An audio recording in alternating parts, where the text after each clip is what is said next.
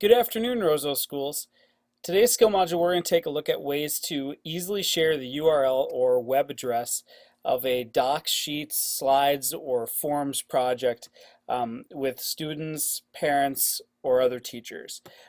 Every file that you create in Google Drive using any of the apps, so docs, slides, sheets, or forms, has a web address or a URL link to it. Remember, we talked about the whole cloud storage piece.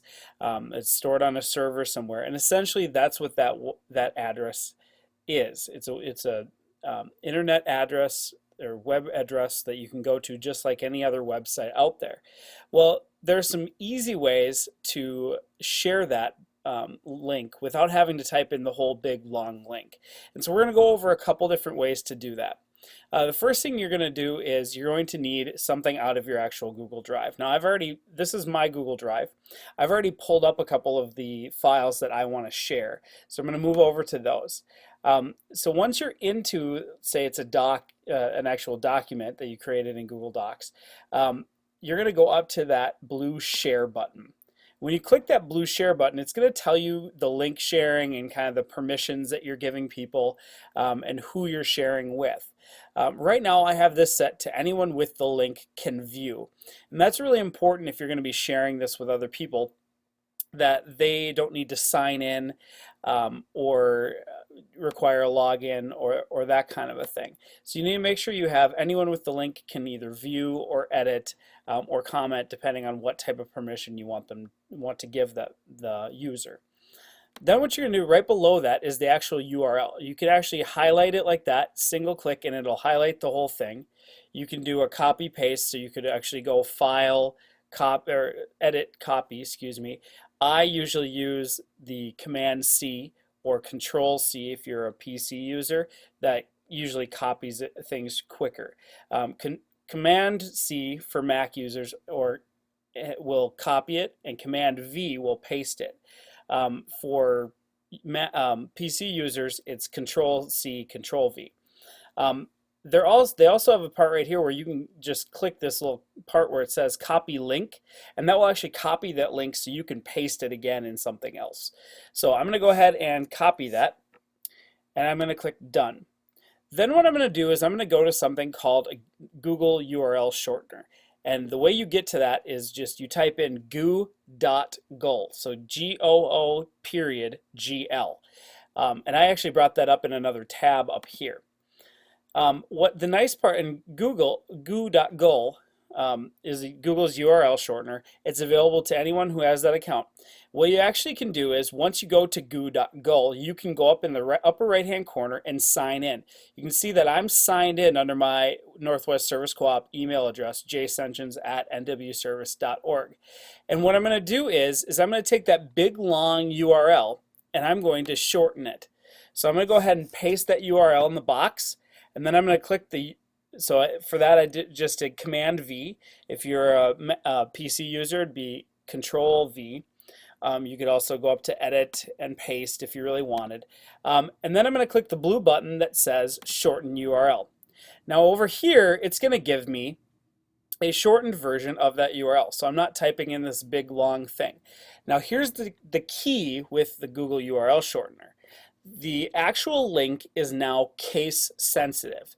That means that you have to type it into the actual address bar up here just like it looks. You can't actually type it into a search bar. You have to type it into an address bar.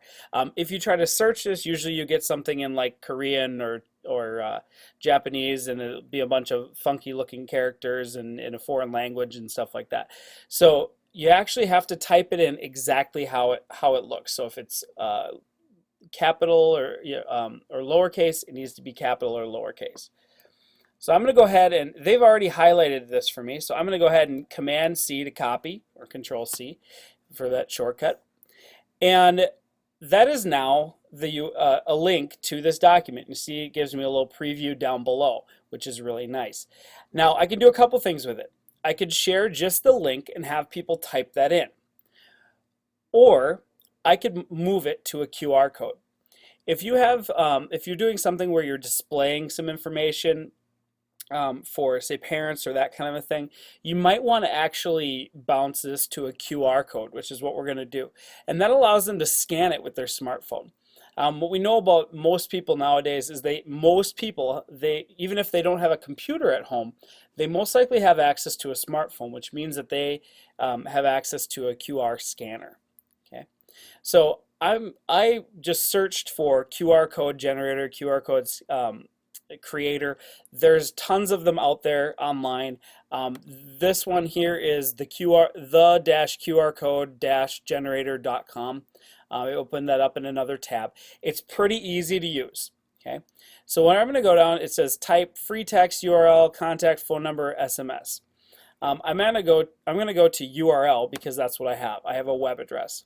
Then I'm going to just click in the box and I'm going to Command V to paste it, or Control V if you're a PC user, and it'll paste it in that box right there. Okay, and this is a shortened URL. Now this QR code right here will go to that URL.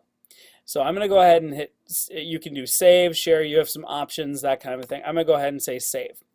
And I'm going to save it as a PNG file, which is basically just a graphics file, like a picture, that kind of thing. And I'm going to go ahead and hit save. So now I have this right here. And you could save it to your desktop. When you hit save, it may go to your desktop, may go to your downloads, wherever you usually have that go to. And now what you can do is you can insert this as a PNG into a document or onto a piece of paper, that kind of thing. And people often go, well, why would I go to a piece of paper if I could just have the web address and that kind of thing? Well, this would be something more that you would probably want to display somewhere, or maybe you put it into if you send home like a paper copy of a newsletter of what's going on in your classroom, then parents could scan that and get right to that website without having to type in the actual URL. So you're making it a lot easier for them to be able to access it, and that's kind of the idea. So you can take this then and go, you can select it and highlight it, that kind of a thing. You can use, it's an actual image file now, so I should be able to import it. And then what you do is you would print that out and display it, or put it in a newsletter just like you would any other picture. Parents or students can scan it and it'll bring them right to it.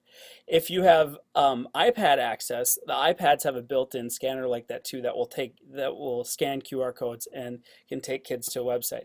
It's a really great management tool for if you do a lot of center work, and because it allows students to be a little more self-directed.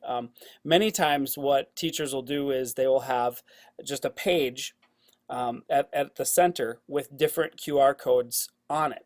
Now remember, it's also integrated with YouTube. So if you use a lot of YouTube videos in your teaching, that could be a nice way of having students access that as well, as they can go be a little more self-directed with it, go scan the QR code, watch the video, and maybe give you some kind of a feedback or reaction to that, or if it's a writing prompt, that kind of a thing, thinking more in the middle school, high school range. So and there's a lot of really creative uses that teachers have used QR codes for that are out there. So I encourage you to check out Pinterest and different things like that for more ideas on how to use QR codes, because it can be a really helpful management tool within the classroom, and it also allows parents to see what you're doing in your classroom very easily, because it makes it a little bit easier, eliminates some steps in terms of them accessing your what's going on in your classroom and some online information and that kind of thing. The same can be done with some of the other Google apps. So forms. So if you wanted to have parents scan a QR code of a form and fill out a survey, that kind of a thing, it would work the same way. You go up to that blue send form part. Here's your link. You copy it. And then you can shorten it and put it into the QR code. And the reason that we recommend shortening it before you put it into the QR code is the QR code sometimes has a really hard time with really long URL addresses, so web addresses. So this is would be my recommendation would be shorten it first and then go from there. For classroom implications, if you had documents that you wanted your students to access, you could just have them type in the actual case-sensitive shortened version of it, rather than, like I said, that big long monstrosity of a URL. So a lot of really good possibilities with QR codes and with URL shortening, and it'll just make things a little more efficient for your students, hopefully for you, and hopefully, it'll allow for parents to be able to see what you're doing in your classroom and what your students are doing. It's a great way to be able to share student work in a very efficient manner. So that's all for now. I encourage you to play around with QR codes and make them your own, kind of use them and incorporate them into what you're doing. All right, thanks. We'll see you next time.